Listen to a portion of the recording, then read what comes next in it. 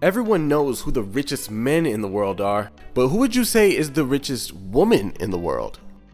Oprah? Rihanna? Wrong.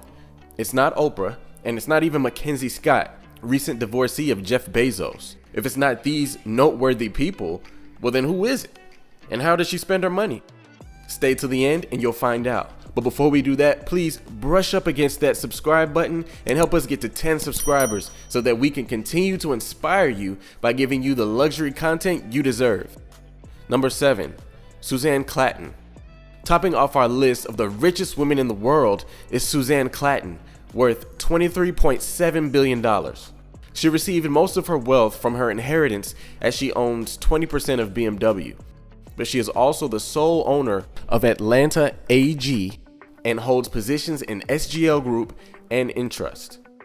She may have an inheritance, but she solely built Atlanta AG into the pharmaceutical titan it has become, and that's a way to make a name for yourself. She buys real estate instead of being flashy with her wealth, and it is her and her brother's mission to continue to secure jobs for the people of Germany. This has given me faith in the billionaires of the world. Or maybe just the women ones? Number 6, Miriam Adelson. Miriam Adelson is next on our list with a $25.4 billion net worth. She was born in Palestine and then studied microbiology and genetics in New York with aims to become a doctor. Once in the US, she married Sheldon Adelson. He was already wealthy upon the marrying, but she had the idea to turn one of his many buildings into a $48 billion casino, now known as the Las Vegas Sands. And after he died, half of the fortune became hers. Bag secured. Since, she's donated hundreds of millions to right-wing politicians in Israel's interest, and she was awarded the Presidential Medal of Freedom in 2018 by Donald Trump. Miriam Adelson has also been an avid donor in clinical research against addiction, and in 2003 established the Dr. Miriam and Sheldon G. Adelson Medical Research Foundation. The foundation supports innovative medical research and has awarded $180 million in grants since its inception. Number 5, Gina Rinehart. Gina Rinehart is the richest woman in Australia. She holds a $28.6 billion fortune through control of Hancock Prospecting, which she inherited from her father. Hancock was a farmer who found iron ores with higher iron concentration than ones in the US. After a few contracts, Hancock made billions in royalties. He relished the spotlight and even bought 2 newspapers. His health then started deteriorating and the company soon followed. After his death, Gina rebuilt everything and it became one of the most successful mining companies in the world. Gina voices opinions in writing and doesn't enjoy attention, unlike her late father. Most recently, she was banned from visiting Russia due to her voiced opinions on the Ukraine conflict. I'm sure she'll use the money to dry her tears. Number 4, Mackenzie Scott.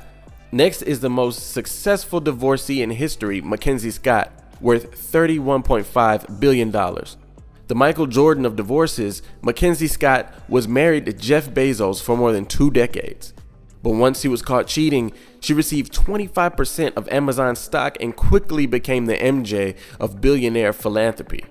She has donated $6 billion in 2020 alone and will continue. She's quoted saying that she's gonna give it all away till she has nothing left to give. Mackenzie Scott has noted that she's determined to, quote, give back her wealth to the society that helped generate it. The billionaire requires no publicity stunts and keeps her donations hidden, but we do know she donates to schools with underprivileged minorities. In total, Mackenzie Scott has donated $12 billion in 3 years, and she's not stopping. Another point for the female billionaires. Number 3, Jacqueline Mars. Jacqueline is the owner of Mars confectionery brand that she inherited from her father and is worth $43.4 billion. She also owns a Virginia company that makes candy. I mean, it creates everything from M&Ms to Snickers. She takes the term candy lady to a whole nother level. The company made $40 billion in 2021 and is the largest candy maker in the world. Her history shows a trend of donations to the League of Conservation Voters, which advocate for better environmental laws. Number 2, Alice Walton. Alice Walton is the owner of the huge retail corporation everyone knows as Kmart. LOL, just playing. She's the owner of Walmart. She is worth a whopping $56.6 billion. Walmart is a $572.8 billion business, and she's a co-owner, along with the rest of her family. They own 50% altogether. Alice lives a simple life. She once set up her own bank, and then she sold it. Now she spends millions on art pieces to chuck up on her wall. Alice has also donated tens of millions to fund community projects as well. Not only this, but she also lives on a 3,200-acre ranch and breeds prize-winning horses.